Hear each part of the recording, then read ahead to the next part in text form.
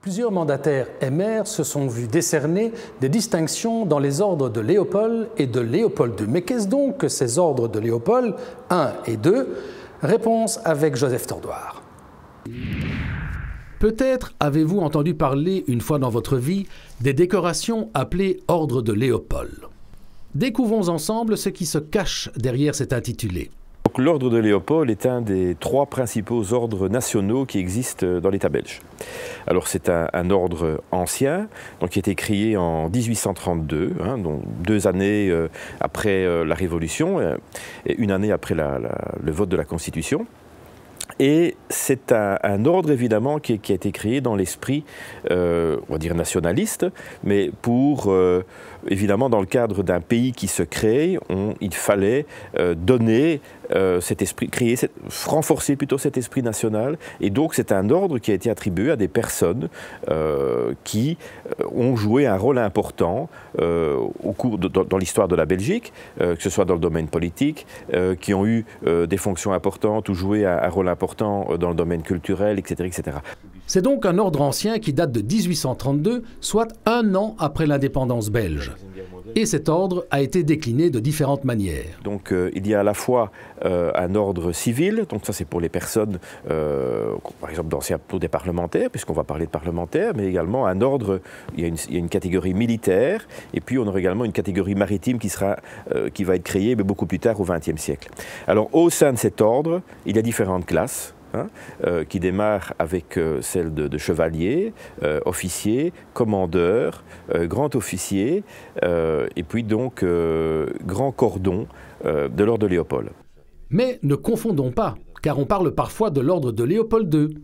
Un ordre créé par le souverain lui-même en 1900. Était destiné, vraiment était géré, je dirais, par le souverain et qui concernait essentiellement des services ou une récompense pour des services qui avaient été rendus par des différentes personnes, soit directement au roi et principalement, je dirais, dans le cadre de l'État indépendant du Congo. C'était vraiment une décoration qui était limitée à cet espace géographique, je dirais, ou à cette zone d'activité, zone d'action politique ou administratif ou autre.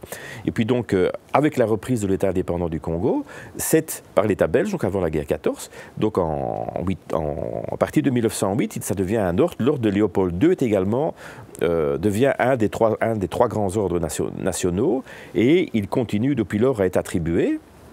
Donc, il peut être attribué parallèlement avec l'ordre de Léopold et il a également donc 5 classes, dont la classe la plus importante est celle de Grand Croix de l'ordre de Léopold II, avec toujours une notion peut-être un peu plus renforcée dans cette catégorie-là, qui est celle de services rendus, notamment personnels au roi ou dans le cadre, par exemple, de relations internationales.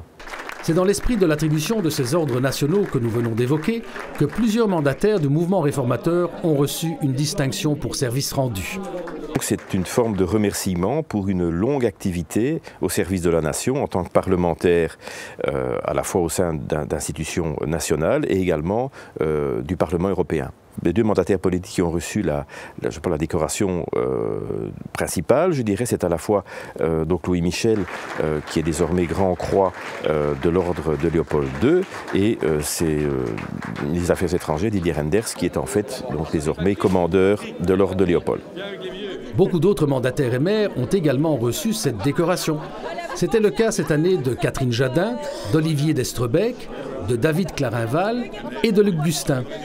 Vous l'aurez compris, bien d'autres personnalités politiques l'ont reçu, quelle que soit d'ailleurs la formation politique. L'ordre de Léopold, comme je l'ai dit, date de 1832, et donc depuis lors, périodiquement, certains parlementaires ou certains anciens ministres ont été décorés. Il y a évidemment, je dirais, tous les grands noms du libéralisme politique du 19e ont eu une promotion dans l'ordre de Léopold, que ce soit Charles Rogier, que ce soit Jules Barras, Frère Orban évidemment, et puis des tas d'autres parlementaires qui, je dis pour des raisons diverses, en fonction à la fois de longévité, mais de rôle qu'ils ont pu avoir dans des prises de décision politiques, etc., ont été décorés.